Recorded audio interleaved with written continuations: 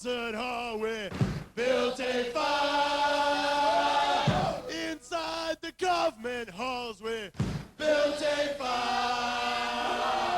Inside their shopping malls, we built a fire. Behind the prison walls, we built a fire. When their hearts are cold, you built a fire. If they see only gold, you built a fire. We don't do what we're told, we built a fire. Our lives will not be sold, we built a fire. Built a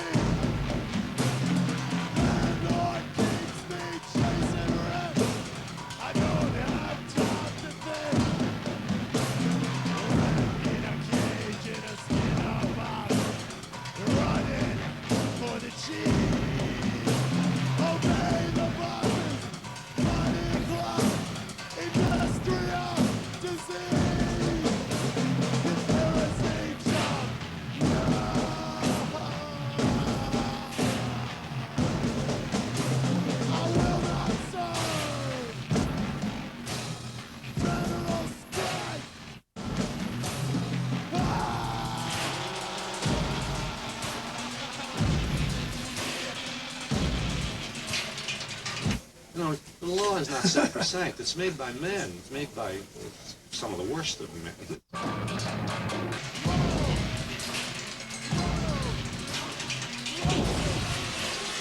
Sabotage is a form of direct action at the point of production.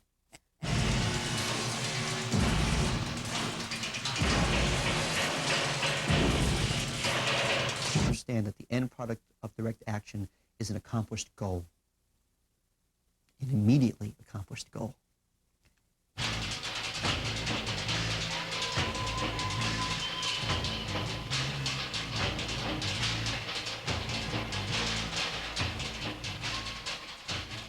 Direct action, taking matters into your own hands. Since the beginning of the Industrial Revolution, there has been an active strain of resistance to the destruction caused by industrial culture.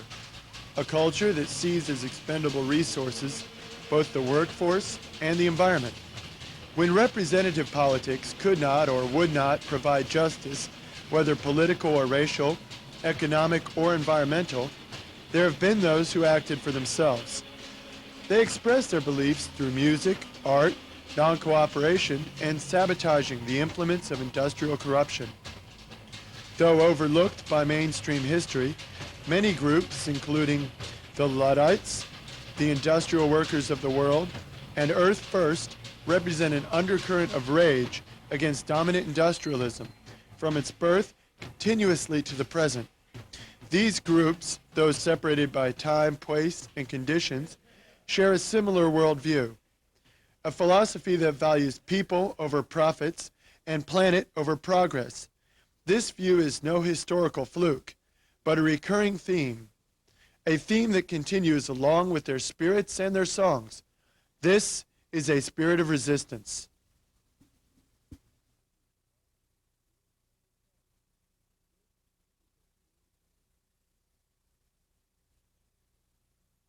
Clearly there's a common thread among the three of them because they're all engaged in a kind of dramatic action which is destructive of property, which in some way to them represents the evil system, and which is a symbolic action to try to educate people about what the system is doing. So they definitely have something in common, and they're all part of a very long-term process of rebellion, which takes different forms, and those particular forms, the Luddites and the IWW belief in sabotage and the environmental actions, tree spiking and things like that. They're specific manifestations of a larger kind of continuum, which I think you can call a program of direct action. Any kind of action which is not indirect, and action, the indirect action is action in which you appeal to somebody to do something. You appeal to a representative, to a legislator, to a president, to a court. You try to do something through the regular political process, which is really stacked against you. And the idea of direct action is to bypass these representatives who really don't want to represent you, to bypass them and act directly on the situation that oppresses you. I think of Emma Goldman and that her attitude towards the women's suffrage. It's not that she was against women's suffrage, but she said, the vote isn't going to get you anything. What did the vote get men? What did the vote get anybody who has the vote? Women will only liberate themselves when they take direct action in their personal lives, in their families, and in their jobs, Wow. So, that expressed the idea of direct action, which ties all of these different things together. Art can be used in bad ways, but it can also be used in ways to enhance morality and reason. So I've come to believe that that's an absolutely necessary element in every movement. And the labor movement was helped by the labor songs, and the IWW was helped by and movements have always been helped by art, by the artists. And I remember when I was always, my commitment to a movement was always heightened to some degree when I saw the great artists and writers spoke out and sang out on behalf of great causes. And every movement needs that. And if there's going to be a movement in the United States, it's going to have to take some of what people look for when they go to hear Billy Graham or when they go to fundamentalist meetings. They're looking for something to fill something in their lives. And I think there's something in there that with people looking for, which should be supplied by a good movement to fill people's emotional needs as well as their rational understanding of what is necessary. Art and music have always been critical to any movement because what they do is they intensify the feelings that people have about a particular issue. You can rationally explain an issue to people and they will agree with you. But to get them to move, you need to do a little more than get them to agree with you. You have to excite them. Like William Lloyd Garrison. Slavery will not be overthrown without excitement, a tremendous excitement. And that's basically what art does. It excites people. No more chant old rhymes about bold Robin Hood. His feats I do little admire. I'll sing the achievements of General Lud, now the hero of Nottinghamshire. Brave lad, what two measures of violence unused to his suffering. The Luddites of Old England, followers of the mythological General Ludd, the Luddites were the forerunners of the modern direct activist. In their early rebellion against industrial automation, they established the spirit of direct resistance through sabotage, solidarity, and song. Prior to 1811, England had enjoyed a healthy economy and strong trade. The war with France changed all that, and with the trade crisis on, factory owners sought to maximize profit. At the heart of England's exporting industrial power were the great textile mills, and these were the hardest hit. Mill owners used automation to cut costs, displacing skilled craftspeople with the newly invented automatic shearing frame. This new factory production ground down commoners while enriching capitalist factory owners and inventors. Machines themselves became the object of hatred, and that feeling coalesced around the Luddite banner. So in 1811, the employees of a cloth shop in Nottingham sent a letter signed by a General Ned Ludd to the shop manager protesting the use of shearing frames. Protests were made through local channels of government and peaceful public assembly. With no action coming forth from representative channels, the Luddites took direct action and the machines were smashed. It was this event that started a series of actions lasting for 5 years across England. Luddite actions would sometimes occur with groups numbering in the thousands. Entire factories were burned to the ground, and factory owners and bosses were assassinated. Usually, however, Ludd's work was done by small teams of 10 to 15 who would enter factories and wrench the offending machine. Secrecy was well maintained due to the non-hierarchical nature and a small group tendency of the Luddites. Strikes occurred unpredictably around the townships of Nottinghamshire, Yorkshire, Leeds, and Lancashire. Although Luddites are famous for sabotaging cloth frames and machine breaking, they took action broadly. They protested colts, known today as scab labor or blacklegs, employed to break resistance. People who employed these scabs were threatened and harassed, and their homes were vandalized. The Luddites were hounded by the courts and the soldiers, and then they took steps to aid their prisoners, provide alibis, and intimidate judges and juries. As the Luddites' power grew and events were taking on the scale of a mass social revolution, the government responded by offering huge rewards for condemning information. The death penalty was decreed for sabotage or being associated with Luddite action. Many were arrested, and hangings occurred as early as 1814. The Luddite movement came to an abrupt and violent conclusion in 1817 with the public hanging of 6 men convicted of textile frame breaking. 15,000 spectators witnessed the execution, singing hymns in support of the condemned.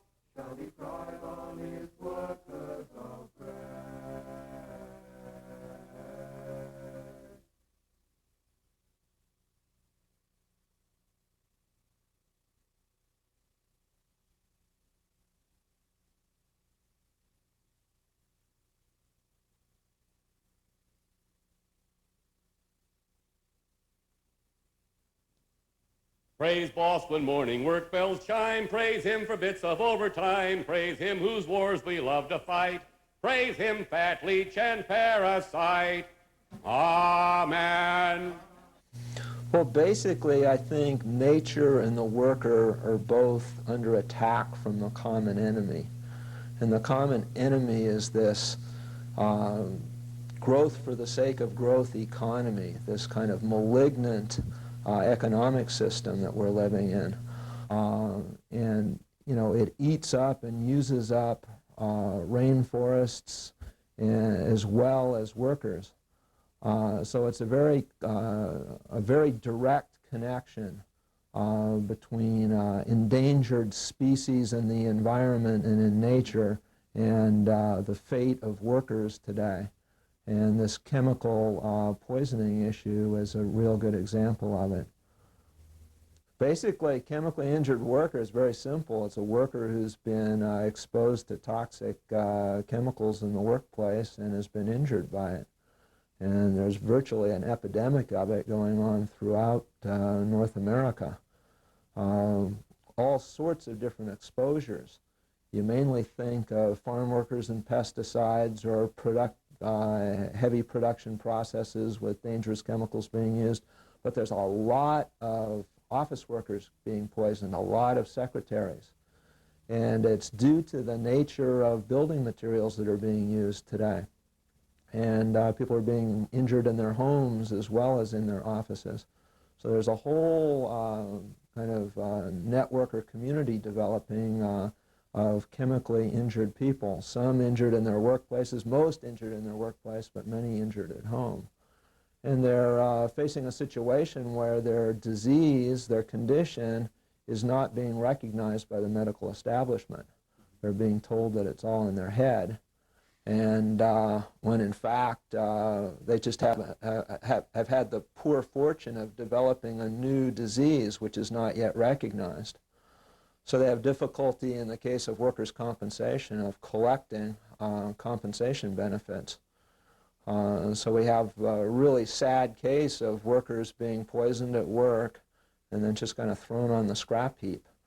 People who've lost their homes, people who have lost their families, and people who've lost their lives. But the optimistic, the promising element of this is that they're organizing, and that they're just a dynamite group of people, average working people, the vast majority of them women, that are virtually fighting for their lives. And here in this area, the IWW has had the privilege and the honor of working with them. The role hasn't changed all that much over the years. We're about class struggle, and class struggle's never gone away. But it's becoming more and more a life and death struggle, particularly in the United States and North America. I think there's a kind of a tendency today for American workers to be experiencing conditions that were only experienced in the third world. And so the struggle is not just for a decent living anymore, not just to keep up with the cost of living. The struggle is much more of a life and death struggle for communities to survive. We've reached a point economically where, you know, maybe 30–40% of the population isn't really needed anymore for the economy. So we're developing like a permanent underclass, people that are being thrown out onto the streets. And that requires kind of direct action. It requires self-organization. It's not a situation where existing AFL-CIO unions are going to go out and organize street people. But we consider those people workers. They're workers, number one, it's a job just to stay alive. So, you know, they don't have the opportunity to be productive in the traditional sense, but it takes a lot of creativity and it takes a lot of hard work for people just to survive when they've been thrown on the scrap heap. And so I think the labor movement today really needs to be building bridges, and it is building bridges, because the labor movement is more than the labor movement. It's a movement for survival, for working people, and really for the human race. We're facing a situation where the planet's being destroyed, just as our working class communities are being destroyed. So the old tactics and the old traditions of the IWW are relevant. The crisis that labor faced in 1905 gave rise to the IWW, and there's a similar crisis today. In 1905, it was only the skilled workers, for the most part, that were organized, and the IWW came into existence to meet that challenge, to say that unskilled workers need to be organized as much as skilled workers. And today we're facing similar situations where people are being thrown out of the industrial process, and they need to be organized too. And really the vision of the IWW of a world without wage slavery, of a world without wage labor, I think is the only future for the world. We have to control economic growth and economic development. Communities have to be in control. And that's at the heart of our belief. That's at the heart. That's what we're all about.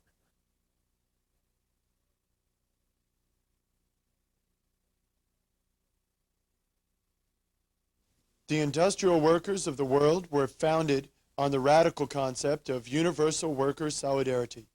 Its founding convention, held in Chicago on June 27, 1905, represented the diversity of its origins. Luminaries such as Eugene Debs, head of the American Socialists, and activists like Mother Jones spoke to the gathered masses. From anarchists to communists, European intellectuals to Western roughnecks, the future Wobblies were a cross-section of all labor interests.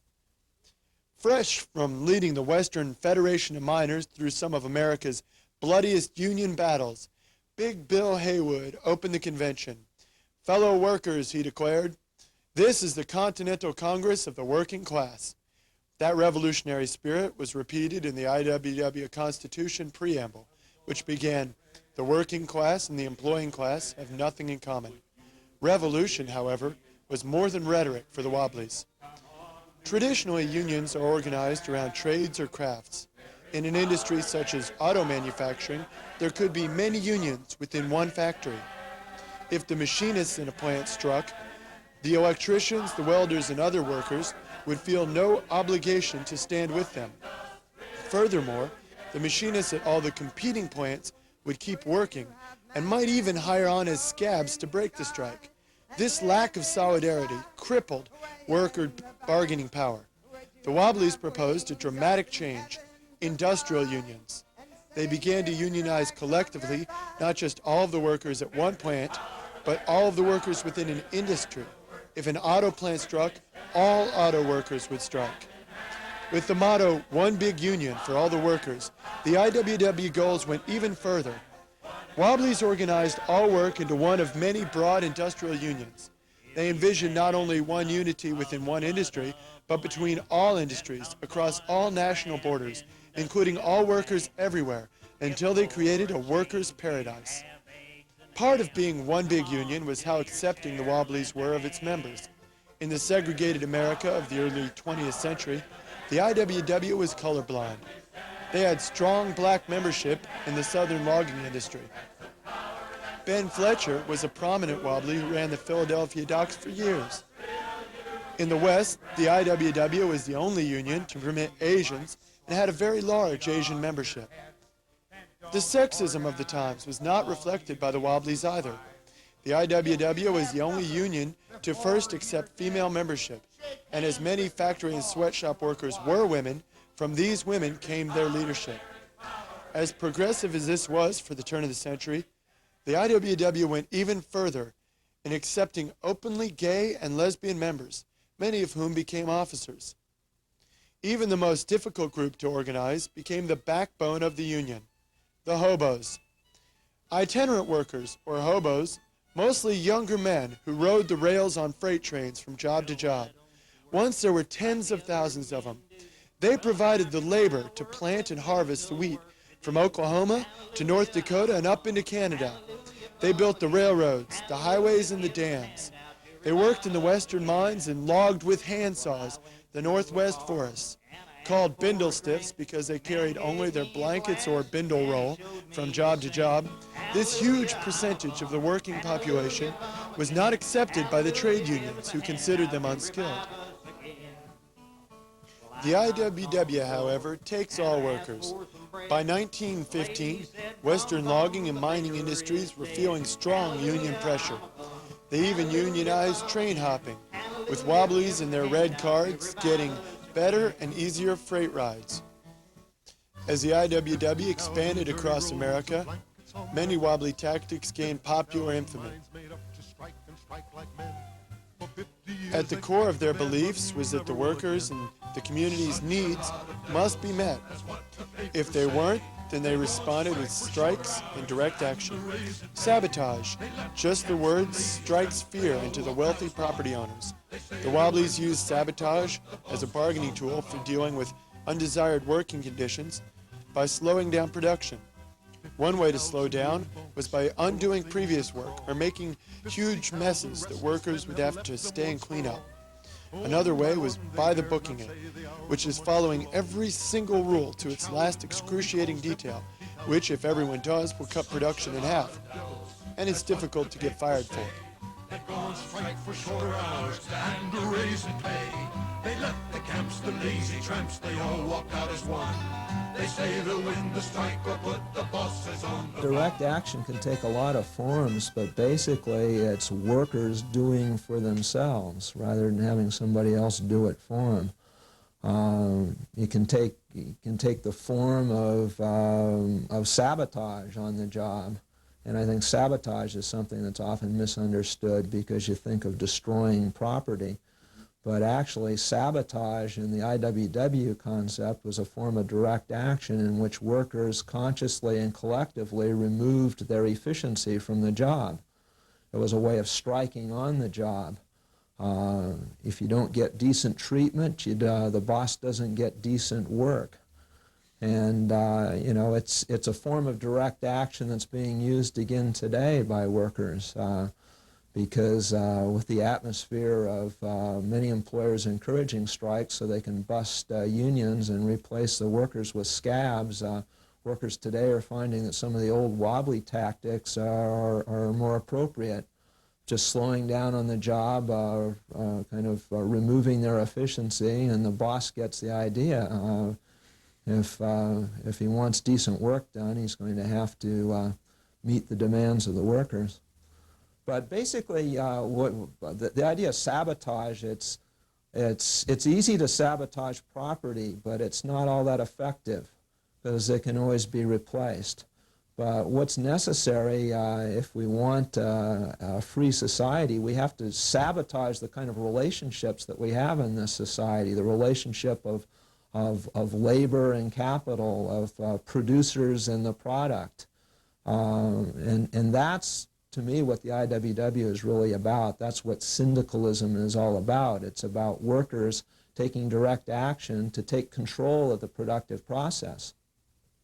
And beyond that, it requires that communities take control of the economic development of the community. So workers controlling their own workplaces and communities, rather than being held hostage by the need for jobs like we have with so many timber communities today, where they have to clear cut the forest or they're going to lose their homes and have to leave and move and leave a community that they've lived in all their lives. We need to turn that relationship around where jobs are designed to meet the needs of communities rather than communities are held hostage by the need for jobs. So that's a basic concept that distinguishes the IWW from all other unions today. It's at the heart of syndicalism. It's economic democracy, really. We feel very strongly that political democracy doesn't have much meaning as long as you step into an absolute dictatorship in the workplace. And that's generally what happens in workplaces throughout the world today. You have no rights. And that's what the IWW is basically all about, is like fighting at the rank and file level for workers to control their own workplaces and for working class communities to control the fate of their communities. The thing about the Wobblies is if you work in an industrial job, you know, sabotaging the machinery is self-defense. It's just a way that people deal with the dehumanizing conditions, and it happens in every job I've ever had. I've been a blue-collar worker my entire adult life, and every job I've ever had is just a way that people respond to the dehumanizing aspect of working with these machines, whether it's organized or whether it's not. And the difference with the Wobblies is that they made this natural inclination to trash machinery into a political weapon that was part of a larger ideology, so that it wasn't just going for nothing. It wasn't just a meaningless gesture. It was part of a larger movement. One of the first major trials of their beliefs came from the textile mills of Lawrence, Massachusetts. The fabric factories there employed recent immigrants, mostly women and children, in appalling working conditions. An unannounced pay cut began a spontaneous strike at one mill, which spread like wildfire throughout all of them. The IWW was called in, and they sent in Big Bill Haywood, as well as crack organizers Elizabeth Gurley Flynn and Joe Eder. It being illegal to strike in front of individual mills, thousands formed a picket line surrounding the entire mill district. They had a 24-hour-a-day presence around the mills for the entire 10-week strike. The Wobblies won a stunning victory. Much of this was due to their ability to communicate to people of over 23 different ethnic backgrounds, few of whom spoke English, and instill in them a common purpose that could not be broken by the police, the factory owners, or the soldiers. More than better wages came from this long strike. The saying, "We want bread and roses too," originated in Lawrence, as did one of the greatest of wobbly traditions, singing. "It was the first strike I ever saw that sang," said muckraker Ray Barker. "It was not to be the last." Music was a fixture at all wobbly activities.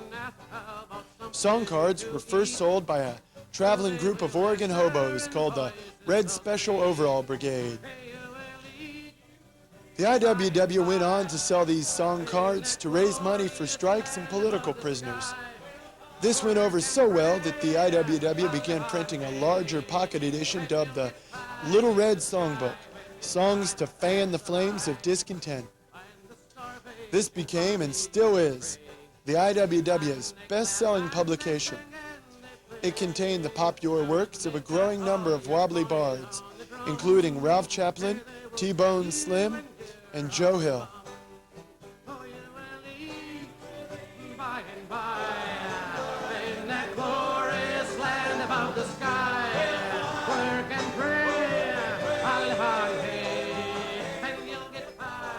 I read this quote in a wobbly history book that really brought it home to me what the relationship was. It said, they were talking about the Wobblies back in the old days. They said, why is it that the Wobblies, with only 25,000 members, has such a rich culture of music and poetry and all of these other things and art, whereas the AFL, with 7 million members, has no similar culture attached to it. And it said because only great movements that mark turning points in history create great art. And I think that that's part of the bond, that it's because it really is something of great significance, that people need those ways to express themselves for something as profound. The art of the IWW basically came from average working people. It wasn't a sophisticated art. It wasn't a, it was pretty direct. Quite often the music came from hymns, because that's what everybody knew. But they changed the lyrics around to make more sense. But that's the way everybody could kind of learn the message of the IWW, because in the early part of the century, there were a lot of people that weren't well educated, and people spoke different languages, and posters and songs and cartoons and this sort of thing was just an effective way of communicating. And so it's always been at the center of IWW activity. Some of us don't carry a tune, but we still try to sing as a union. The songs from 80 years ago really haven't lost their relevance. Stuff like "Dump the Bosses Off Your Back." It's a pretty direct message, and it's one that most workers can relate to on a daily basis when they're being hassled and harassed. It's just kind of a culture of empowerment. It's a way of kind of celebrating being a worker, because workers are kind of looked down upon in our society. We're the lower class, but basically we're the ones that do all the work, and in the IWW we're proud of that, and we celebrate it, and that's what our music and our art's about. It's celebrating who we are. We're proud to be working stiffs. We always have been, and we don't pretend to be anything else. We're not professionals. We're not a professional union. We're a do-it-yourself union, and we often do it with music and with song and with art. More than merely musicians, many of the early wobbly songsters, or jawsmiths, were radical organizers. Framed for murder in Utah, Joe Hill became the quintessential wobbly martyr. Born Joel Haglund in Sweden, he immigrated to the United States at the age of 19. Before he was executed by a firing squad on November 19, 1915, he wrote a legacy of rebel music. Among them, Casey Jones, the Union Scab, The Preacher and the Slave, from which we get the phrase pie in the sky, and The Rebel Girl, written for Elizabeth Gurley Flynn. His final words, "Don't mourn, organize," as well as his last will, are wobbly creeds. Unfortunately, Joe Hill is only one of hundreds of wobbly martyrs. Wobbly organizers have, since the beginning, been in constant peril of death. On August 1st, 1917, traveling strike organizer Frank Little was killed, mutilated, and hung from a railroad trestle in Butte, Montana by Anaconda Copper Company thugs. In 1990, IWW activists Judi Bari and Darryl Cherney were car bombed in Oakland, California. IWW strikers have faced prison, beatings, death, and deportation. In Bisbee, Arizona, in July of 1917, suspected Wobblies were woken by gunmen, herded into railroad cars, and dropped into the middle of the desert, parched with thirst. Their lives were saved only by being incarcerated in a nearby Army fort. The police and National Guard unleashed brutal beatings, especially on women and children, during the Eastern factory strikes. During the Colorado mine wars of the 1920s, police and company security destroyed wobbly houses, meeting halls, and murdered many. The most confrontational, however, of IWW activities were the free speech fights. From San Diego to Spokane, when Wobblies were denied the right to speak in public, the fight was on. Hundreds of Wobs would hop freight trains to the offending town and one after another stand up to read the Declaration of Independence or the Constitution. The goal was victory through attrition, and it worked. As more and more were arrested, they filled the jails past bursting. Before long, this cost the city huge amounts of money with no end in sight. Because more Wobblies kept coming and all released from jail kept on soapboxing, the city had to give in. Among the most brutal were the San Pedro and San Diego battles and the infamous Everett Massacre. Well, to you young people, knowing that there was an intense labor struggle going on in the Northwest long before the Everett case came to your notice. There was a determination by the employers of this Northwest to break unions whenever and wherever they could. And they thought they would start at Everett, and with one of the weaker unions in Everett, which was the Shingle Weavers Union. You can imagine there was only perhaps a couple of hundred shingle weavers in all of Everett. So there were three means of transportation to Everett at that time: railroad, interurban, and boat. The ferry. Now, the Verona was a regularly scheduled ferry between Seattle and Everett, and it was also could accommodate with some a choice of being all together, so that you could talk, sing, whatever. See, and so that is one of the reasons it was chosen.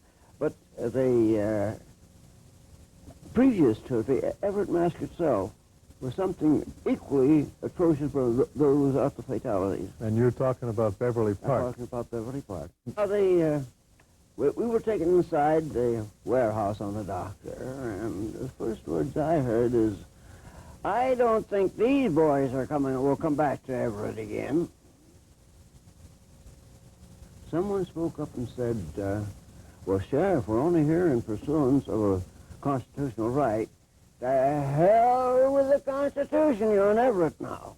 That was the sheriff of Snohomish County, and that was pretty much the attitude of every one of them there, including employing class. Mm-hmm. So we were taken out, without ado, loaded in private cars, taken out to Beverly Park. Ahead of us, along on each side of the road, were, I estimate, about 100 men on each side of the road. And they were armed with everything that could be used for a cudgel. They were blackjacks, they were brass knucks, they were pistol butts, regulation billies, maces, and some clubs that had been turned in the mill that day for this use at Beverly Park. I heard that one of the men who turned them out. Mm-hmm. And then we were forced, one at a time, to run between those men, each one trying to hit the members of the IWW who was running down there as many times as they could. So they made you run the gauntlet and hit you on the way through. Yes. Well, I saw what was happening. I was the fourth man through. I saw what was happening. And they would push a man, get him off balance. But then about the only thing he'd do to protect himself was feather a coat, roll it up over his head. And the blows fell equally on the top of his head and his shoulders. Well, I guess I was a little meaner than any of the others there, and I made up my mind that I was going through, as long as I was conscious, I was going through standing up. I think it was just orneriness on my part more than anything else, but that's the way I felt. And so when they tried to push me, I braced against that getting off balance, and I walked to the first pair, man on his side. And when they swung at me, I ducked under. I didn't notice, but hopefully the club landed somewhere on somebody else's head besides mine. And I quickly stepped forward. And again, when they swung at me, ducked down. And the third time, now those 3 times, and the next time, or the next pair, they grabbed me for the necktie. Now, why I was wearing that necktie that night, I don't know. It's seldom I do. It wasn't a formal affair, it sounds like. But anyway, I felt a blow here. Mm-hmm. And before that really had time to register the real sensation of it, another one here. Mm-hmm. From that time, I don't know anything else that happened on that gauntlet. I know that there was an elapse of time, mm-hmm. because when I got down to the cattle guard, where we had to cross to get on the way, nearly all of the other fellow workers were on the other side of that cattle guard. Mm-hmm. Now, whether I was drugged or what, nobody ever told me. I don't know. I don't know what happened, or whether it was just my mind just refuses to register what happened. The IWW were great to sing. Mm-hmm. We sang the rebel songs, the worker songs, all the way to Everett. So we came up to Everett. We made a port landing. That's the left-hand side of a boat looking forward to the port side. Well, I had been down below, and I started to get up, so I wanted to go off with some of the first ones that left the boat, and I came up and went up on the between the cabin and the rail on a passenger deck. And as I walked along there, I saw Don McGray holding one hand in the air. Now, that I won't refuse to say which one it was, because one hand in the air, and the other hand near the butt of his pistol. And he greeted us with that voice of his. He said, "Who's your leader?" The reply came back from the boat, "We're all leaders." He says, "You can't land here." Someone on the boat says, "The hell we can't." And at that, he turned with a hand in the air, turned, and as he turned, a single shot was fired. And then it was immediately followed by a volley. Then there was a momentary panic. And everybody rushed from the port side over to the starboard side. And the press of that many people, and the rail itself wasn't too high. A lot of people, we don't know how many, were pushed over into the water. Only one, to my knowledge, ever got back on the boat. There must have been 20 or more than those who went in the water. Then the firing continued. As long as a boat was tied there to the dock, the firing continued into that boat. Well, we made it back to Seattle. Now, there were some people who got left in the water, right? Yes. We don't know how many. We'll never know. People who were on the shore at that time told me they tried to launch rowboats to go out and rescue those who were drowning. Others told me that they saw bullets flying all around those, splice from the bullets, of course, those who were trying to swim back to the boat. But no effort was ever made by anyone to rescue these people in the water. So you left? 3 men were dead. One died on the boat. One died after we got back to Seattle. 3 men mortally wounded on the boat, we know of for sure. Little Abe Rabinowitz, one of the most lovable characters I ever met. He told us, said Sunday morning, there was always some feeling of jeopardy when you go on these things, you know. and some reluctance on some people's part. And I remember Abe speaking up and saying, well, what are you afraid of, fellow workers? He said, maybe they can kill us, but they can't eat us. We're too tough for that. Mm-hmm. And he was one of the three. He was one of those three Yes. who was killed immediately, and one died on the way on. 3 years after the Everett Massacre on November 11, 1919, a brutal slaughter was again directed against the Wobblies, this time in Centralia, Washington. The IWW had been effective in this area for organizing the rights of timber workers, too effective to be tolerated by the local powers. Forewarned that a parade of American legionnaires were going to raid and destroy the IWW Hall, the Wobblies stood their legal ground. When the invaders smashed in, Wobbly shot back, killing 4 legionnaires. Wobbly Wesley Everett fled and was chased by a mob. Before voluntarily surrendering, he was forced to shoot another legionnaire in self-defense. That night, he was dragged from his jail cell, castrated, and then lynched. Several other Wobblies disappeared, presumably murdered. The remaining IWW prisoners received 25 to 50-year jail sentences for the crime of self-defense. The Wobblies are revolutionaries. Their day-to-day campaigns focused on immediate gains, such as the 8-hour day, better pay, an end to child and sweatshop labor, bedding and edible food for loggers, and draft and war resistance. Driving these efforts, though, was a deep belief in a different, better world. To accomplish this dream, they proposed the most radical of nonviolent tactics, the general strike. With total worker solidarity, all power could be wrested from the ruling class. In a general strike, everyone walks out, making life and business impossible. As Big Bill Haywood envisioned, the greatest dream of the one big union was the one big general strike, in all nations, of all workers of the world, against war and the tyranny of oppression. The radical Seattle of 1919 proved a testing ground, as a general strike spread like wildfire through the city. Actively helping other workers and unions organize it, the IWW's radicalism provided the spiritual backbone for the action. The city ran peacefully and equally for 5 days, with no police, government, employers, or landlords. Unarmed strikers' guards maintained order, and soup kitchens fed everyone. The strike was ended, as the government threatened violence with soldiers. Although only a partial success, the uprising showed that the IWW dream of a general strike utopia is a conceivable reality. Historically, there's been just about every type of repression that's possible was used against the IWW. Basically, dragging people out in the middle of the night and lynching them. In the free speech fights, just beating people.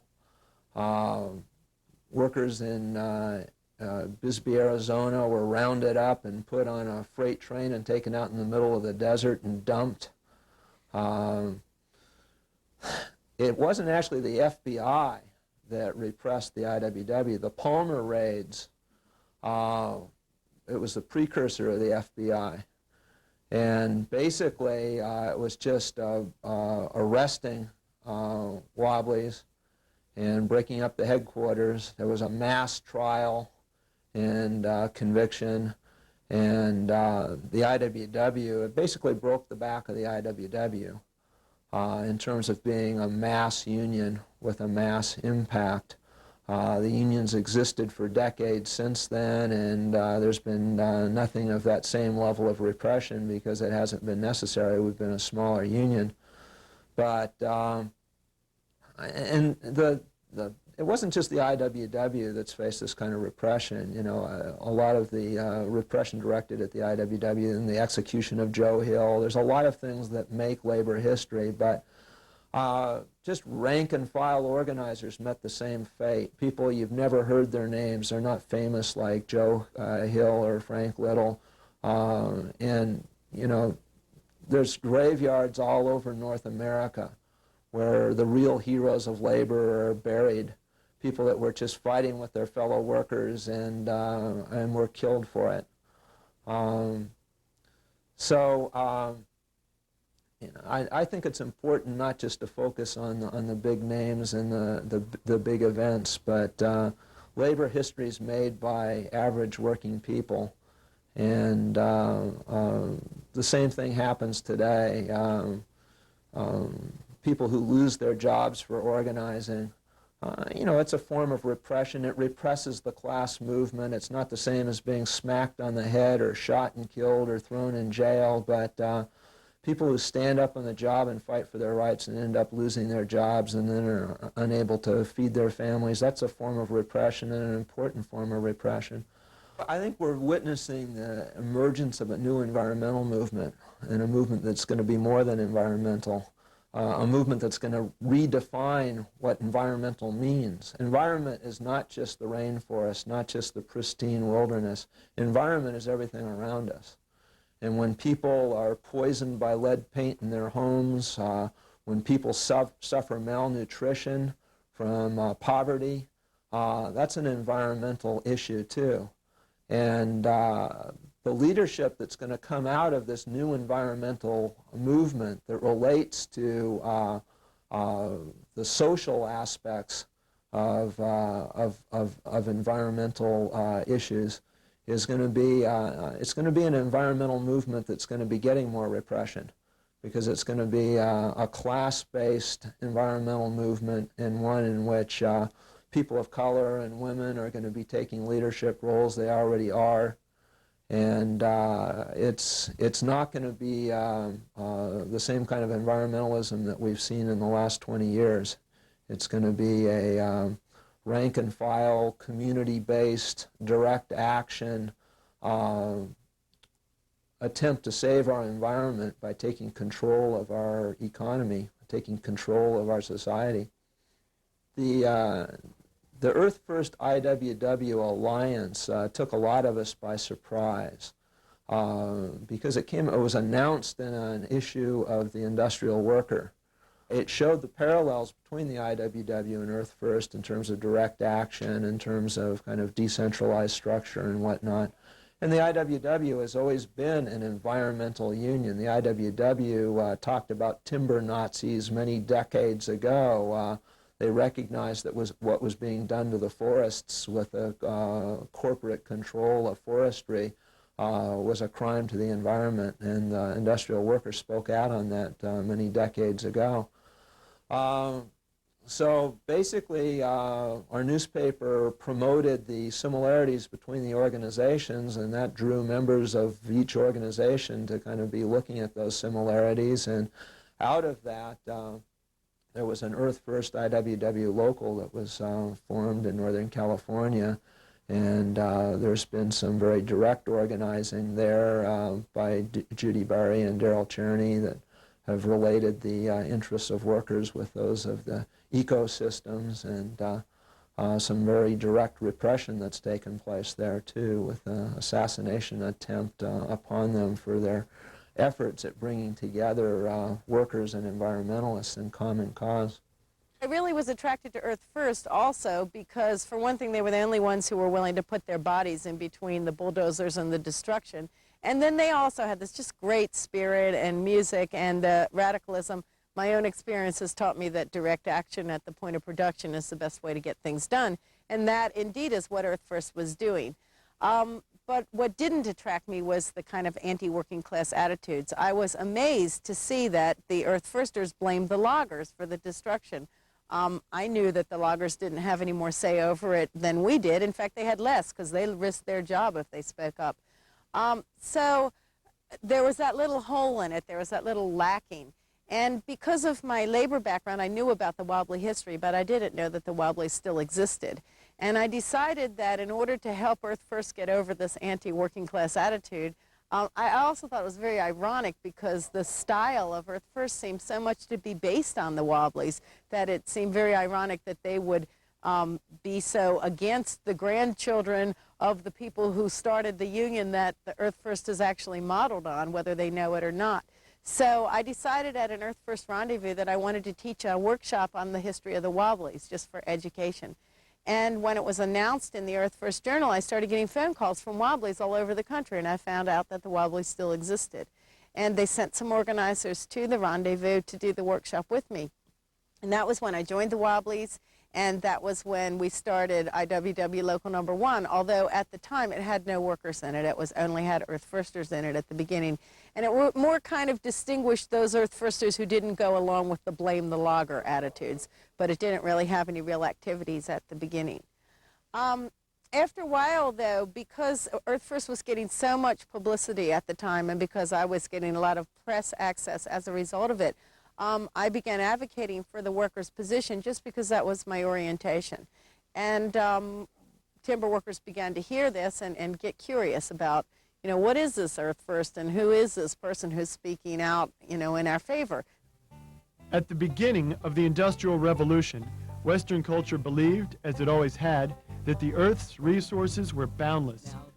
200 years later, human culture is still acting out that belief, now more than ever. The reality, however, has changed. There are now close to 6 billion humans scrabbling to carve up the planet. Deep oceans and blue skies, forests green and mountains high. The United States has less than 5% of its original forest left. In the Northwest, 1,000 acres each week are logged out, and there are less than 2% of the original old-growth forest left. It wanted to create with its own hand,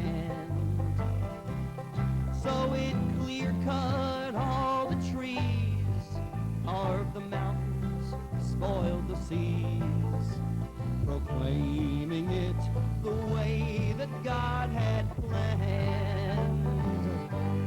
But you can't clear-cut your way to heaven. No strip mines don't make it with. It is estimated that 40,000 species of animal life go completely extinct every year worldwide. Human industry poisons every facet of life, affecting the entire planetary climate, opening an ozone hole in the atmosphere, poisoning rivers and lakes, and even slowly killing the oceans.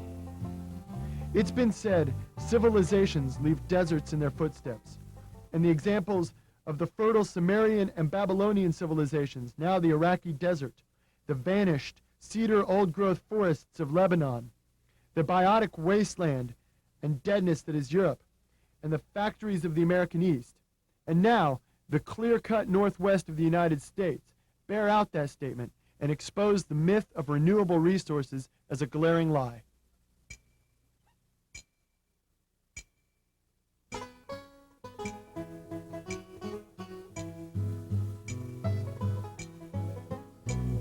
When I was a young boy in the Sierra Club, I prayed to the Freds and the good Lord above. I asked them for wilderness and some old growth trees. I quoted the facts and I always said please. Yeah. But after a few years it dawned upon me, when they built them damn roads and they cut all the trees, that I was a fool, too blind to see. Now I'm a tree spiker, have pity on me.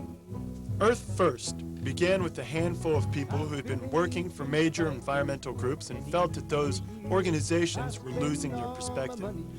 They went camping together on a path recommended by author and environmentalist Edward Abbey. On this trip, they discussed the problems with the approach of mainstream environmental groups, their fondness with Edward Abbey's writings, and especially his fictional book, The Monkey Wrench Gang. This story glorifies a group of neo-Luddite rebels who take to direct action in the form of ecotage to protect the environment.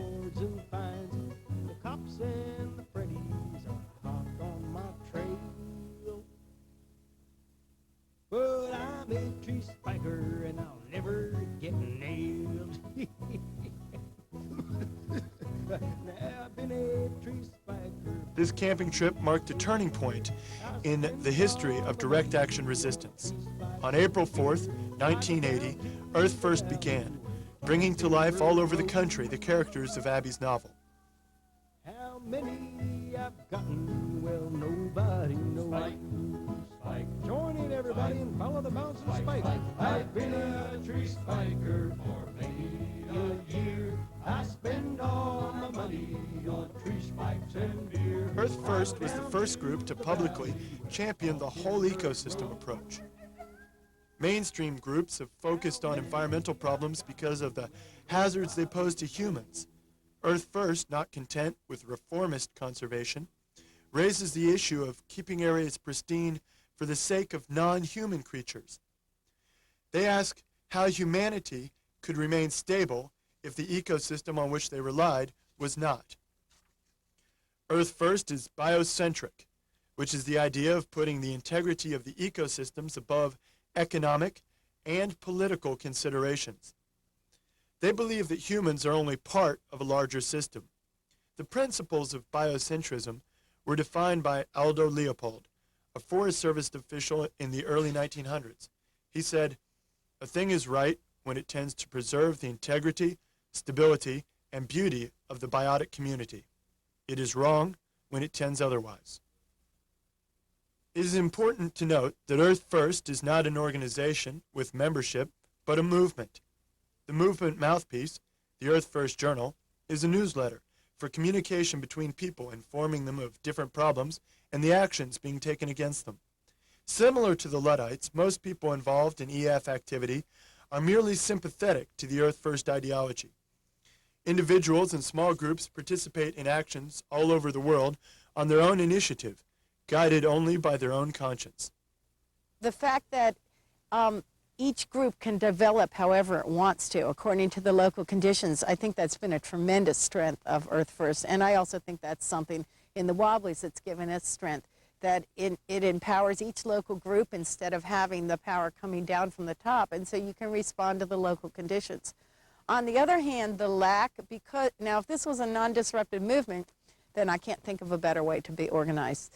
But because both the Wobblies and Earth First have been subjected, both historically and presently, to disruption by the FBI, by the Wise Use movement, by other groups like that, one of the problems with this decentralization that's arisen is that we don't have any way to know who's speaking in our name. So people who are very discrediting, who actually have no support in the organization, stand up and say, well, I'm Earth First, and then say something discrediting.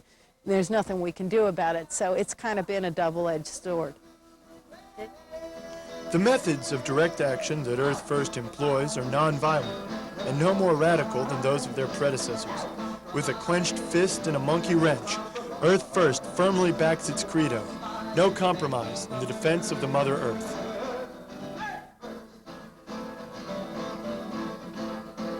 Earth First promotes direct action against the manifestations of the industrial machine.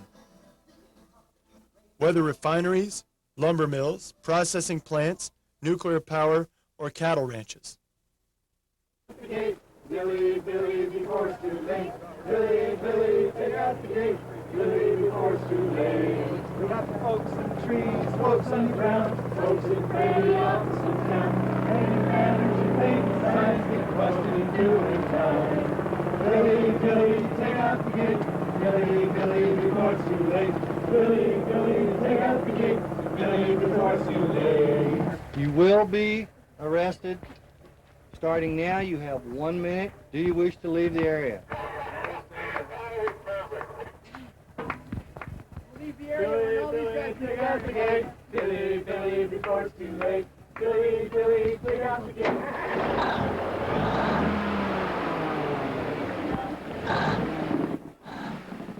Earth Firsters believe in prevention and confrontation. One of the founders of Earth First, Dave Foreman, compiled a manual entitled Eco-Defense, a Field Guide to Monkey Wrenching. This book tells how to disengage animal traps, take down offensive billboards, spike trees, and destroy land-clearing machinery.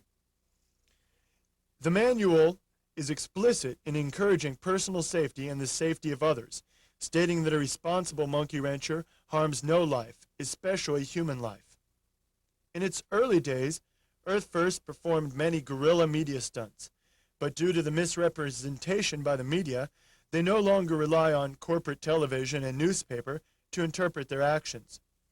This has evolved to a type of guerrilla theater for education. Squirrels, cougars, marbled murrelets, spotted owls, salamanders, ferns, redwoods, madrones, along with hundreds of species not listed here, constitute a special interest group, a silent majority of species, which to this point has received no consideration whatsoever from the current board.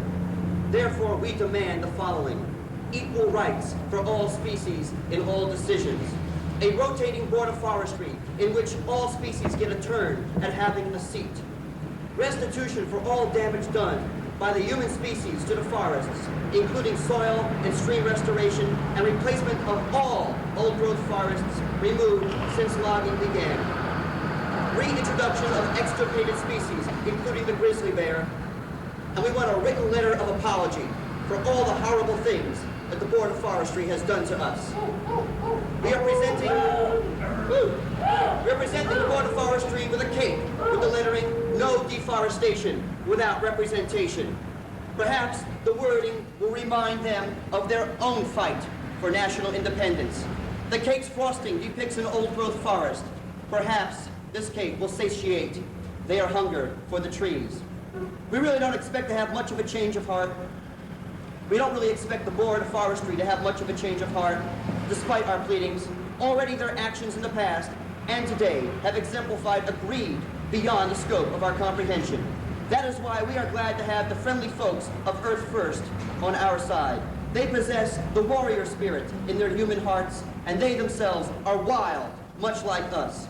We hope that they will use the full array of tactics at their disposal to save our forests, just as the Board of Forestry has used all their might to destroy them.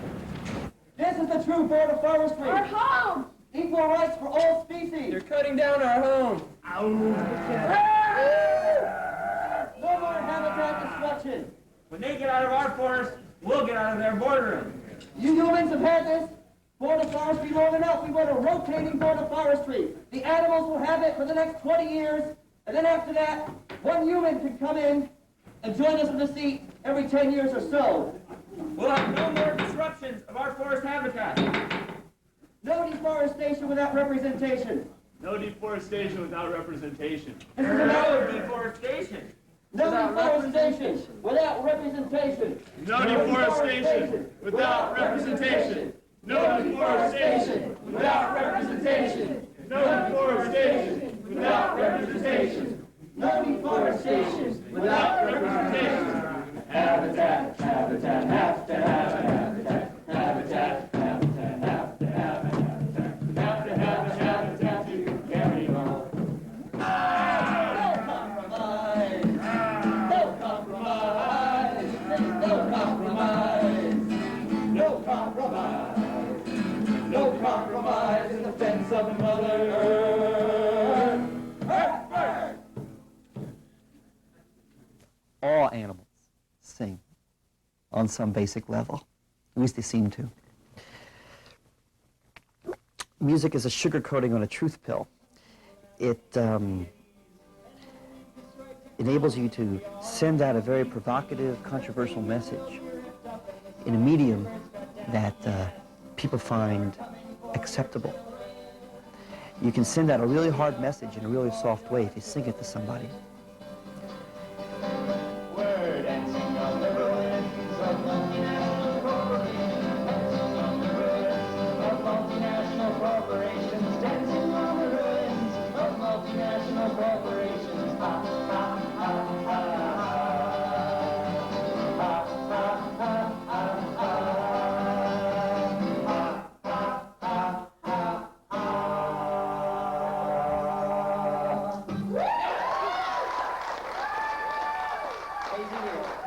I performed in front of the Board of Forestry, and I knew that the Board of Forestry was to decide whether or not to approve some logging of old-growth redwood forest, and I knew that we were going to lose this vote 9-0.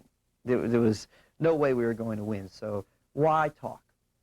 So I thought, I want to write a song that names every single member of the Board of Forestry in the song so that they will feel that they will be immortalized in a song, and that their actions will be remembered, whatever they are.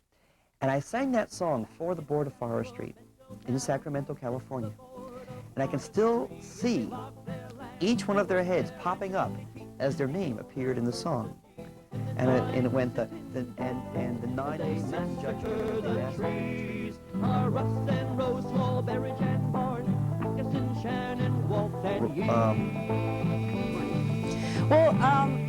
You know, the music, it keeps our spirits up, it creates our solidarity, it tells our history. You know, it's like the minstrels of old. We write songs about the things that are happening, things that can't be conveyed other ways. If you're going to a place where there's a potential of violence, as there often is in these confrontations, music creates a bond. And you know, I know I've seen, you know, people who are really angry when they see the demonstrators show up. And when we start playing music, it kind of changes the whole atmosphere. It just, you know, it gives us a way that we can relate to each other, and it just kind of puts a whole different spirit to it. And keeping our spirit. Well, music forever in any kind of resistance movement, music has been a way that people stand up to fear and stand up to violence and maintain their solidarity. The thing about Earth First is so exciting with all this new music coming out of it, and just really great music. I was amazed when I first met Darryl Cherney. I thought, wow, this guy's a genius. He can write all these great songs. And then I found out that he was one of maybe 10 Earth First musicians that were writing these great songs about our struggles. Technology is generally the creation of a set of devices or tools whose purpose is to make our lives more comfortable, to accomplish a job quicker, and to help us survive better. It's actually, I think, a byproduct of the survival instinct. What has happened has been that we have succumbed to an illness that I call an inflamed survival instinct. That is, that we think we need much more than we really do in order to survive. So what has happened is we've started to create new and new technologies. We've started to create technology. We've become so reliant on technology that we are no longer reliant on the earth. We are now reliant upon the technology itself, and that has separated us from the planet. So the system of industrialization has a survival instinct all its own. And that rather than being the servant of human beings have become the slaves of technology. And technology is unquestioned in our society.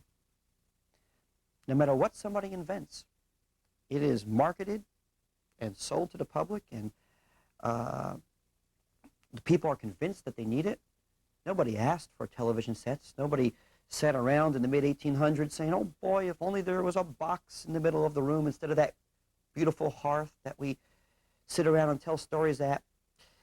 If only somebody would create a box where somebody else could tell us stories and we could just sit here and not communicate with our families, that would be much better. Now, there was no need for television. Nobody asked us if we wanted cars instead of horses, or instead of being able to walk down the street or walk from town to town. In fact, I recently researched the invention of the chainsaw, and loggers protested the manufacture of the chainsaw in the 1920s because they knew it was going to take away a lot of their jobs. So you can see how, in fact, that is very often technology is, by some definitions, technology consists of labor-saving devices. So the very function of technology is to put human beings out of work, all work, whether it's breastfeeding your baby, cleaning your house, building a building, milling a piece of lumber. The purpose of that technology is to eliminate the human factor, theoretically, so that we can have leisure time. But in reality, what happens is that we either become slaves to the technology, forcing people to stare in front of small computer screens for 8 hours a day, forcing people to work with extremely dangerous equipment, manufacturing inferior rather than superior products. Or it puts us out of work altogether so that we're homeless and on the streets, and we're not even allowed to be on the streets. And I might add that the streets themselves are a product of technology. The very concrete and asphalt are technological so-called advances that we've put there. Rejecting the dominant concept of progress, Earth First challenges the prevailing forestry science and management as well. Activist Judi Bari speaks out against all cutting of old growth and the entire practice of clear cutting. This isn't done in the interest of the workers, it's done in the interest of the corporations. And anyone with any kind of enlightened self-interest can see this. The loggers know it. They look at those clear cuts, you know, that's not their future. That's not being done for them. It uses less labor. It's less labor intensive than forestry methods that don't destroy the forest, but it creates more profits. And cut and run logging, it not only destroys the ecology, it also destroys the economy, because when they're done, these corporations take off and leave. Environmental conflict can be very complex. At the root, it is over decisions to preserve Earth's resources or use them for profit. However, multiple factors, including jobs, the economy, local politics, and even superpower competition, overshadows ecology. This is compounded by the media's willingness to exploit issues in emotional ways. Northwest forests are a prime example, with the conflict between sustainable forestry practices and short-term clear-cut-and-run corporate logging being reduced to owls versus jobs. Although sustainable selective cutting employs more people with more stable jobs, logging corporations have used the classic divide-and-conquer approach to promote clear-cutting and the cutting of old growth. Pitting loggers and workers against environmentalists, attention is diverted while jobs are lost and forests fall. These conflicts can turn violent. We'd run 7 hand fallers, which would be just like regular loggers, lumberjacks, to fall the trees. Each faller would fall around an average of 5 to 6 loads a day. Our labor and industry, our workmen's compensation costs were anywhere from $6 to $8 an hour, or about $40 to $50 a day. So before you started every day, you just figured you paid about $50 a man in insurance to have him there. That was just for his state insurance. That's not any health insurance or anything else. We bought one machine that would cut 40 loads a day. And when I talk 40 loads, 7 cutters in a certain type of wood, let's say that big, would cut 40 loads a day. We bought one machine for $300,000 that would replace those 7 cutters, and one man could now cut 40 loads a day with a machine. Our workman's compensation costs on him, because he's in a machine that is more of a construction machine, and we had to actually fight to change the policy to pay lower costs. We pay $1.80 an hour on, opposed to the $6 or $8 an hour. So you're saving right off the top $350 a day just in workman's compensation costs. Technology isn't, I don't think, it's the problem.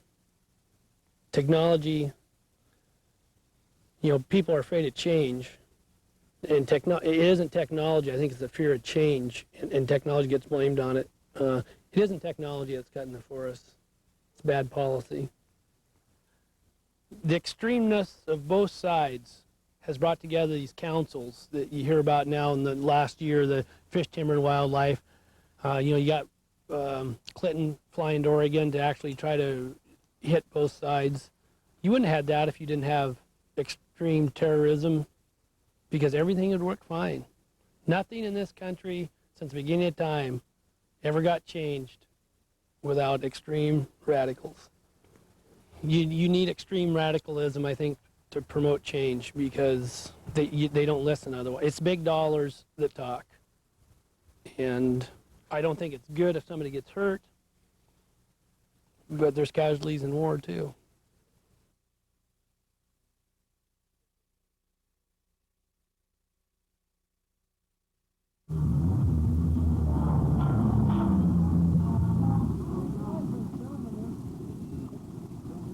Hi, what's up?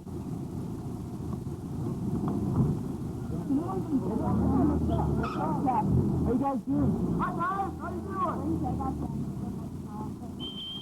Alright, get the license plate. Can you see it with the lens?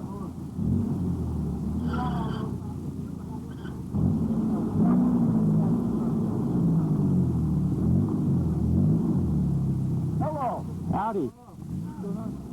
Oh, I don't know. We just want to talk. All right. That's cool. Is that all right? Yeah, that's cool. We can put the camera down and we can talk. I think I'll keep it up, man. Is that okay to talk? Yeah, we'd love to talk. You want to talk down there, please? I don't think we need that. I think it'd be fine. I think so. Well, nobody's getting beat up right here. Everything's pretty cool down here right now. We don't know nothing about nobody getting beat up. We just want to talk. All right. Film that. Film that. We're just wondering what was going on. Up here, you mean what the camp's about, or what's going on? What do you guys want to start? That and why do you want to take our families away? We're just curious. Just out of curiosity. Our livelihood. I don't think that's really what we're about. I mean, we don't want to... Well, what is it about? I don't know about that, do you? I thought it was that one guy's good. No need to. Anywhere I've ever logged it has been. It's always been selected. I work for Swanson. They're contracting the skitter lot, and we have to do everything right down to the hey. We'll talk to him down here. Fill him out. Come on. Excuse me, ma'am. I wasn't looking where I was going. I'm sorry. Come on.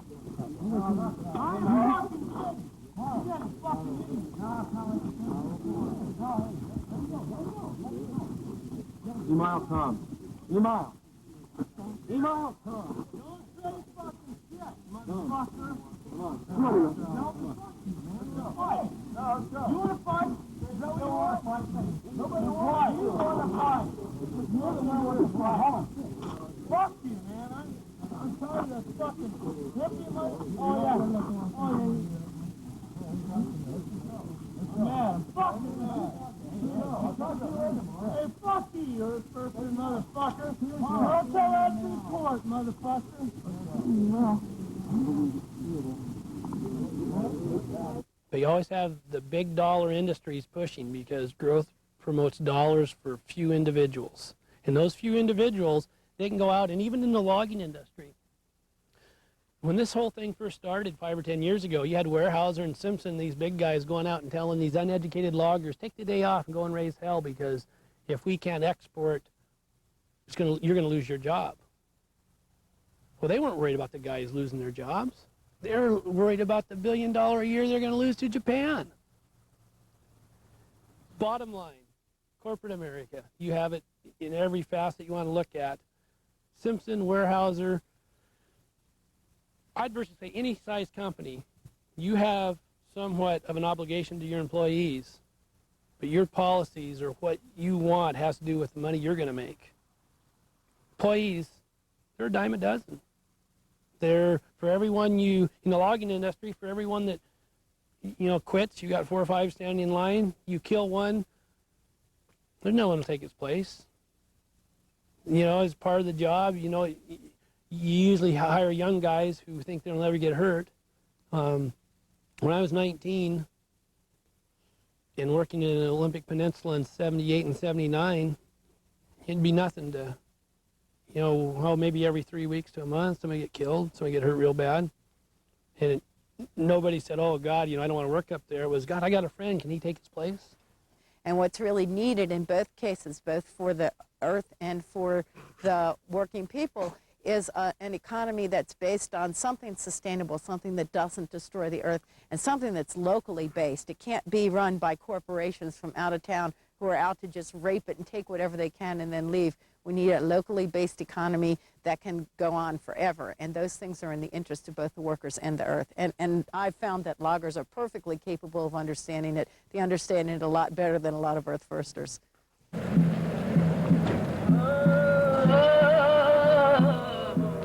we get to the gate, we'll start singing. When we get into the, actually into the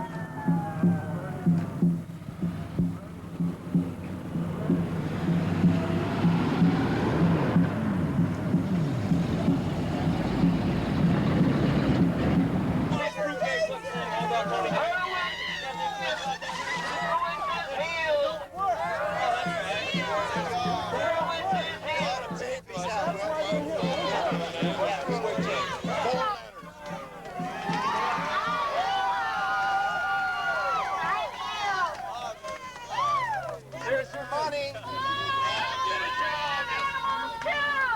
I'm glad we have that in common. We have a lot more in common than you think. Charlie Hurwitz isn't here to help you. State Yield is going to help you. Charlie Hurwitz is he's taking the jobs out of this county. He's sending them away. Riders love animals too. Riders love animals too. The Fort Bragg rally that we had here is the biggest one we ever had. We had 2,000 people marching through the heart of timber country, and we had these two opposing rallies, ours and the one sponsored by the timber industry. And at our rally, we had loggers speaking. We sponsored big sign, IWW, Earth First, right in front of the stage, and we tried as best as we could to force the idea that this was not against the workers, it wasn't being done to stop the workers from working, that this was against the corporations who were hurting both the forest and their own employees. What really happened was the timber industry was trying to stir up a fight. They told people, they said, don't talk to us. They didn't want them to talk to us because if they talked to us, they might find out the truth. And some of the people, particularly those who had gotten drunk at their barbecue, came and confronted us in the middle of town. With the two rallies confronting each other, we had a sound truck and they didn't. So we invited the angry loggers to come on our sound truck and address the crowd. And the first ones came on and said, how many of you are from here? And everybody said, me, and they were greatly surprised to find out how many of us really were locals. And, the second one said something fairly innocuous, but the third person who got up was a man named Dwayne Potter. And he said, turned to the other loggers, and he said, you know me, I grew up with you. I used to log in the summer and fish in the winter, and now there's no more logs and there's no more fish. And I never thought I'd put my family on welfare, but I'm putting my family on welfare so I can find a right livelihood. And that was, I thought, was the climax of the demonstration of Redwood Summer. For that matter, it crystallized what we were about, and yet no media reported that. This man later joined the Wobblies and participated in logging blockades with us. And he did indeed open his recycling center, which he still runs today. They've created the JIPO system here, it was created to bust the Wobblies, actually. And what they do is they contract out the logging. They don't own the machinery themselves. So if you go out in the woods and sabotage a bulldozer that's owned by a small contractor, instead of hurting the corporation, who doesn't get hurt at all by it, all you do is antagonize small, people in the community that could and should be our allies. This idea of come in and hit and run, that doesn't create a movement. It might stop one job for a while, but it doesn't create a movement. And if we're ever going to end the destruction of the earth, we have to create a movement. We have to get these very radical ideas, I think revolutionary ideas, of deep ecology shared by enough people that we can take the power to stop the corporations. And how can we do that? We could never do that with arms. They have much more power than us. The only way it could happen is with non-cooperation. And that was what the Wobblies' strategy, their overall strategy of the general strike, that was what the strategy was based on, was an idea of non-cooperation by masses of people. I think that's one of the biggest lacks these days, is people's lack of knowledge of history, of even of very recent history. You get things thrown at you, the COINTELPRO, the FBI's counterintelligence program, where they try to create internal divisions, they try to discredit you, disrupt you, misdirect you. If I didn't have the lessons of the Black Panthers and the American Indian movement to help me understand what was going on, I could never have dealt with this. The strength that I got just from Geronimo Gijaga, from his story, Ward Churchill helping me with the AIM stuff, all of these things, that's what's enabled me to both analyze the situation well enough to know what to do in situations and to find the strength to go on. The idea, deep ecology, the idea that humans are not the center of the universe, that nature is not here to serve us, that it's not just here to be consumed by us, but rather humans are part of nature, and that we need to learn to live on Earth without destroying the Earth. This is a very revolutionary concept, and it certainly goes against the power and methodology of the corporations. And back in the early days of the Wobblies, both Marx and all of the anarchists, all of the leftist ideologies, they said that the main contradiction was a contradiction between the working class and the ruling class, the workers and the capitalists. But I don't think that that's as true anymore. I think the principal contradiction is that between the society and the earth. And I think that the way that this society lives by destroying the earth has brought the earth to the brink of destruction of the life support systems. The fact that the humans are not, nature is not here just for our consumption. I don't think that's an opinion. I think it's a law of nature. And I think our refusal to acknowledge that in this society is part of the cause of the destruction of the earth. So, well, how are we going to do anything about this? I think that as long as radical ideas like deep ecology stay in the hands of privileged people, they're really not a danger to the society. Radical ideas in the hands of privileged people can cause some disruption, but radical ideas in the hands of working people can bring the system to a halt because they have their hands on the machinery. As long as the environmental groups, all they can do is ask the Congress to pass a law to ask the corporations to stop polluting so much.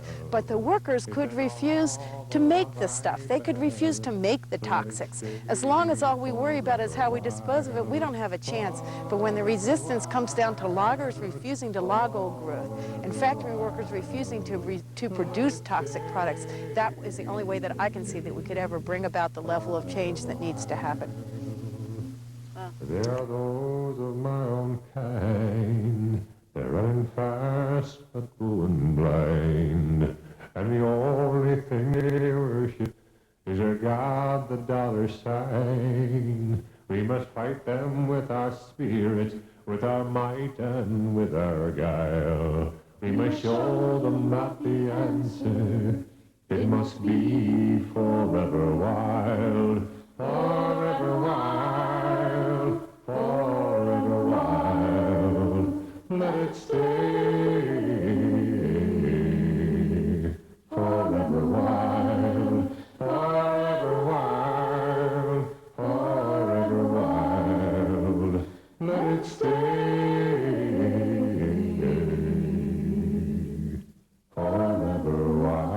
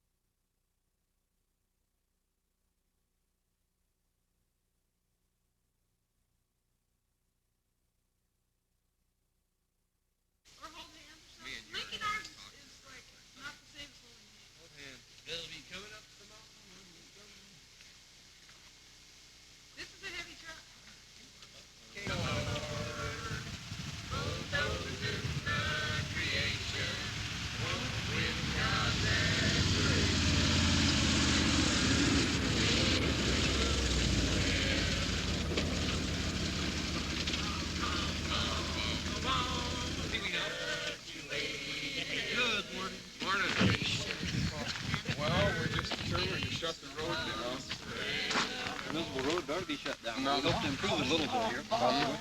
Well, we're pretty set. We're not going to leave and abandon our position. We're pretty determined to shut you guys down. Oh, I thought all this protesting was going on up north today. We decided to bring it down a little closer to home. Okay. Spread it around a bit. Places. Those are the exception, though, to the rule. Not the rule by any means. So you guys bringing equipment up today? Oh, there'll be no equipment today, probably maybe Friday. Next week. Really equipment's all working up there. So your equipment's already up in there then that you were going to use? Yeah, we have a whole little skidder that's getting logged out of the way. No work today for a change. Think so? I don't know. But our intent is to keep you out of there.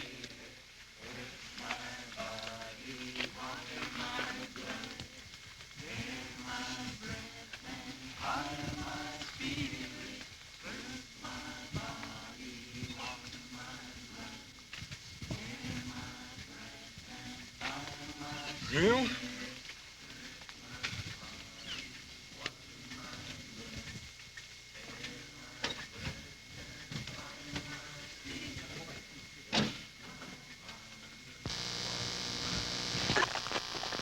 Open access road. This has been an open access road, and it's been fought by a number of people.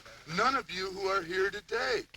But we fought this as best that we could, you know. And we're glad that you did that. The fight's not over yet. The fight is not over yet. Yeah. The fact, you know, the fact this was here. Hey, what they're going to do, and... Well, we're going to do our best to stop. Hey, they did this, didn't they? Right. That's right, and we don't want them to do that anymore. That's why we're here. Well, there was nobody here for that either. Well, I'm sorry we weren't here, but that doesn't mean it's not legitimate that we're here now. Well, I don't know. Here we are. I'm not saying it's not legitimate. You can do what's legitimate, but you got to do it on BLM property. That's where we're going. That's a simple mistake. I'll tell you that. No, it's not for us to show you the boundaries. Most of the locals were not here when we decided to sit on this spot. And I see very few locals here. I see a couple locals here, that's all. Right. Well, they were not here when, I don't need the camera. When we picked this spot. Do you need the camera? Yes, I do. Good. Your property There's signs that they put on the side which were insufficient, which weren't according to the agreement that they made with me. But there's nothing, you know, it's awful hard to deal with these people, especially when you're the only one standing up. I know, but you're not anymore. Well, one thing that we're... Yeah, I believe it, but I'll tell you what, I see how quick the rabbits run, you know. I see how quick the rabbits run. You know, you're standing there all alone. They were supposed to post this thing every 20 feet, all the way up the hill, that there was private property on both sides of the road, and they weren't supposed to go off of that area. You can see on my property, they probably put 5 signs. LP, they put plenty of signs, because LP cooperated with them. I didn't... Do it in a row. Right, do it in a row, right. Move it closer, move in. We can't get us on. Well, the Lord made the world in just 6 days. A wonder to behold by all accounts. Deep oceans and blue skies, forest green, mountains high, with animals that crawled and flied and bounced. But one of the creatures wasn't pleased. It wanted to create with its own hands, so it clear-cut all the trees, carved the mountains, spoiled the seas, proclaiming it the way that God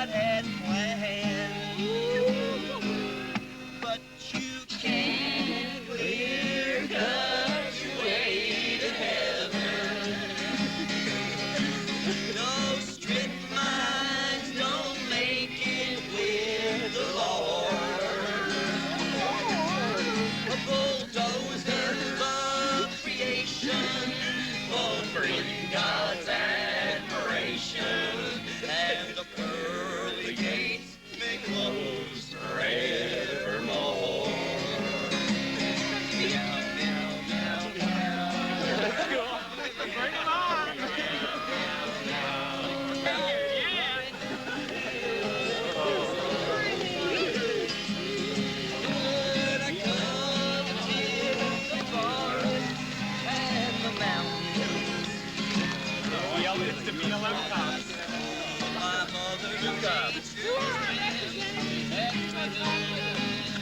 him come over here.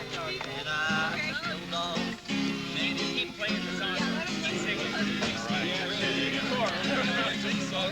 But I'm sure God must have made them by mistake. Cause I had to leave my job where I wondered, raped and robbed. But I swear to you, it's for my children's sake. But you can't clear-cut your way to heaven. No strip mines don't make you live the Lord. A bulldozer of creation won't bring God's admiration. And the pearly gates they close forevermore. Let's repeat that chorus one more time.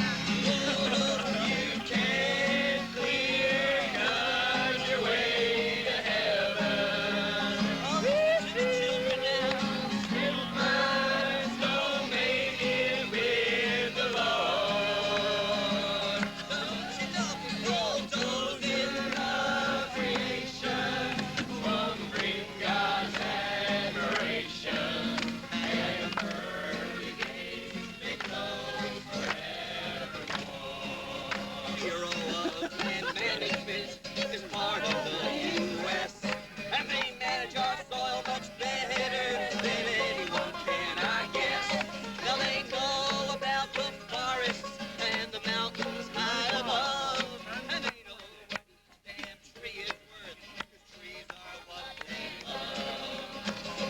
Now they lease our land for cattle, 'cause they love the wildlife so, and keep all the trees cut down, 'cause the grass population grows. But our land is reaping fortunes, so the U.S. can survive. Each acre stumped by cattle earns $1.35. Hey, BLM, you ain't the friend of the eagle and the bear, but the corporations love you 'cause they get the lion's share. Could it be you're jealous of the world you're tearing down? Maybe you was one-tenth of an eagle. You see better than you see now. Hey, you know, they have these public hearings where they ask our point of view. Like, what do you think about this thing here on page 4002?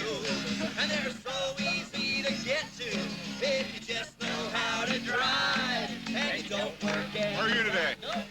I'm fine, how are you? Good. Who's in charge of the group here, do you know? Well, there's no one in charge. What kind of function are you looking for? Well, I'm looking for somebody that may be coordinating the individuals that are here. Everybody seems to be pretty well organized.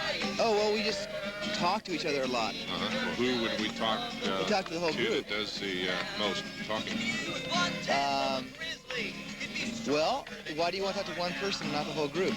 Well, I'd like to find somebody that's in charge so that we can coordinate things and hopefully gain the cooperation of those that are here. And, Oh, we're not the sheriff or the BLM. We don't have anybody in charge. Every single person here is here on their own. They have their own plans for what they're doing.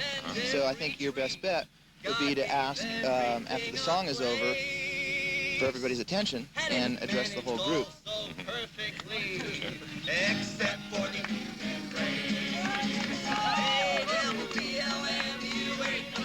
As long as they send songs along really loud. Oh, 3-4 minutes. Yeah. This is only the second one.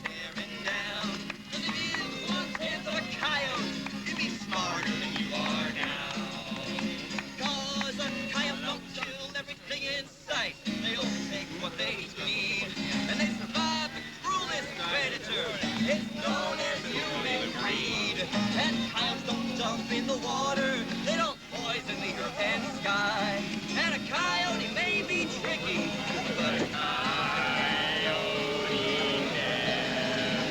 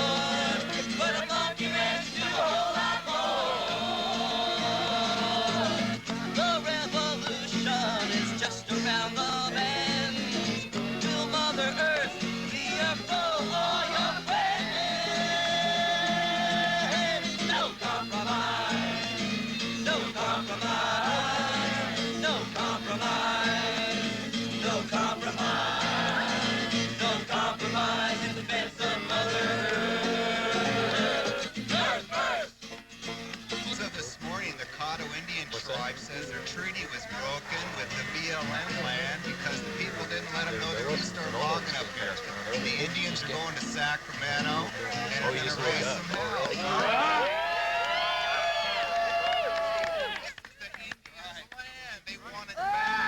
It's brave to share signs still. And as we were singing a few songs ago, there was a big buck hanging out right by Darryl's van, and I think he was saying, right on. Yeah. The buck came right down the road, talked to us for a while. Good morning, folks. Good morning. Good morning. Nice music. Very good. Nice air. Morning without listening to any of that heavy Is anybody here a spokesperson for the group, or is everybody any of us? You can just ask a question into the middle.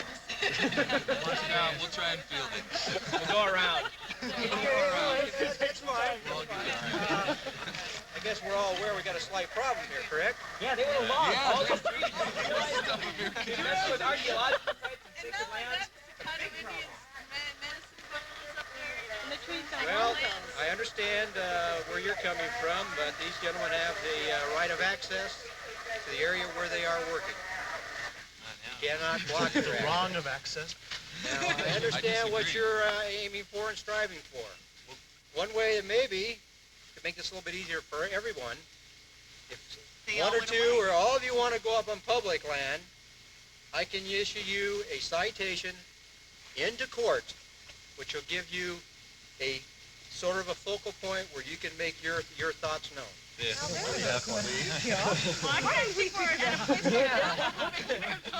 what is that?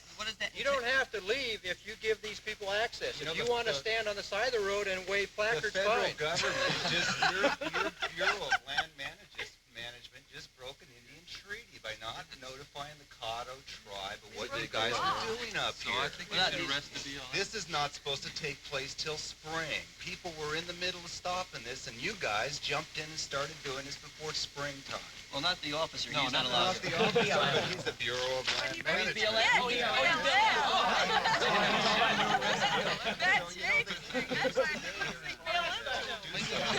I'm sure your office will hear about it by this afternoon. CNN News is on it, ABC News is on it. And the Caddo Indians, plus many more Indians of the area. And it's irreversible if you It go in is there and damage the earth. So I take it your Wait a day, your answer to what I just brought forth is no. Well, let me ask you a question. Do you have the, just for starters, do you have the extension permit that allows these folks to be doing this road work after October 15th? Yeah. Can we see it?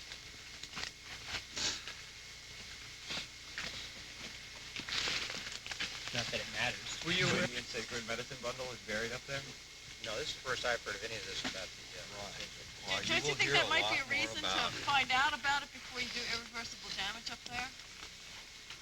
They don't want their Indian, their medicine bundle disturbed. They don't want any of their sacred lands disturbed. This is very upsetting to the Caddo tribe. And we had a representative up here yesterday to talk to everybody. And they're going They get permission to start work. All they're going to do is go to spur roads into cable units 1, 2, big construction of main new road as far as unit 3. Tim operator, who it is, Helmer Holmes, his phone number. That Good still question, doesn't I'll solve be our problem given that we until have right November now. 15 to complete the new road construction. They're not going to do any timber, they're just going to build the road, just spur roads. Can I take a look at that, mate? I'm not going to damage it. I guess what we're asking is how far do you folks want? Well, these are copies, right? Okay, now how did you guys get this in the mail? No, hand delivered. Hand delivered. What's the date on the document? Okay, so this was hand delivered to Arcata, I guess by a messenger or by one of their... Let's give them right. Brian Anker handed it to us. Okay, and then immediately on the same day, you gave them permission. I mean, I see this is dated October 12th, and this is dated October 12th. How come this one from El River Somas doesn't have one of your receipt stamps on it? You know, usually you guys mark it, you know, received, or don't you have that? Besides the fact that we're going to defend wilderness, whether or not the establishment law it says people can log it or not, we also perceive that there is problems with the within the framework of the system's own rules. So we're not sure that if we let this crew go through that we're not going to be allowing an unlawful act to be taking place. With due respect, I don't think this is the form. I don't think you're going to get anything, and I think I'm not in any power, dude. I'm a contract sale administrator. I can tell you what's going to happen, what we're going to do, and Mr. Bain is actually, I'm taking his place today because he's taking leave of absence. We had Peter roll your logs roughly down the hill. Greedily, greedily, greedily, greedily, nature pays the bill. Excuse me. Roll your logs roughly down the hill. Greedily, greedily, greedily, greedily, nature pays the bill. Nature pays the bill. Your logs roughly down the hill. Your logs roughly down the hill. Nature pays the bill. Well, when's Richard supposed to get here?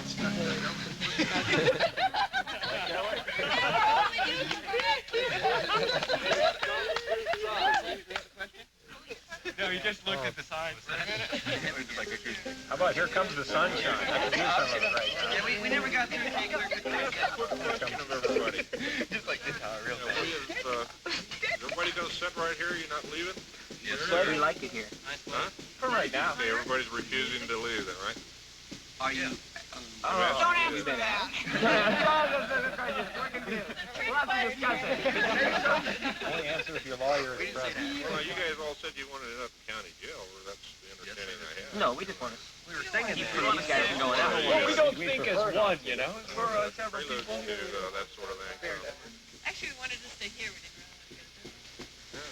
We don't want to leave. We don't want to go to jail.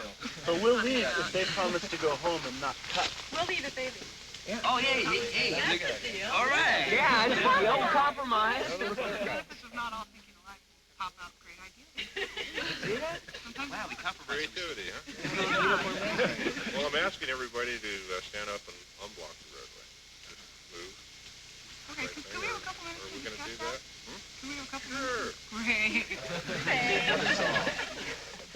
Should we go around? Are there any other questions you want us to answer? I haven't thought of any yet, but as you say, you know, when people bring up new ideas, that may bring it up.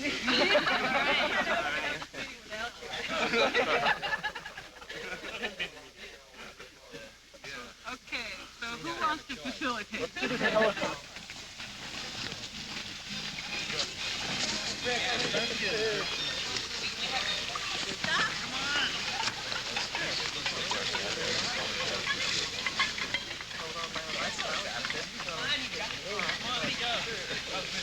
Vehicle, it looks like a successful Earth First blockade. We're moving pretty slow, about 1 or 2 miles an hour here.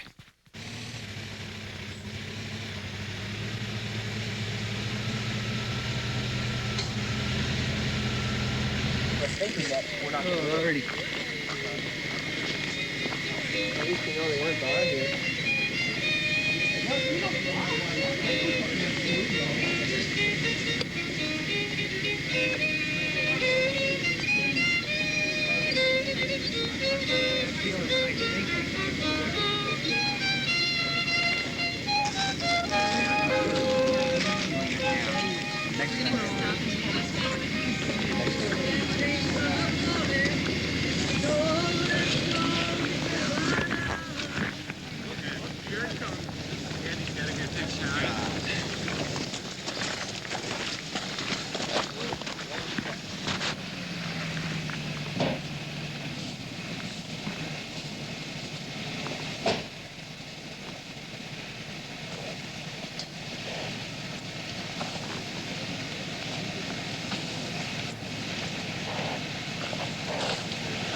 Fucking up the road.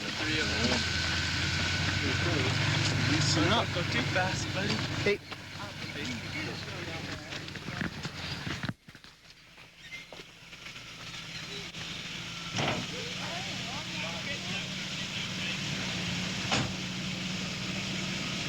Aerobic exercise.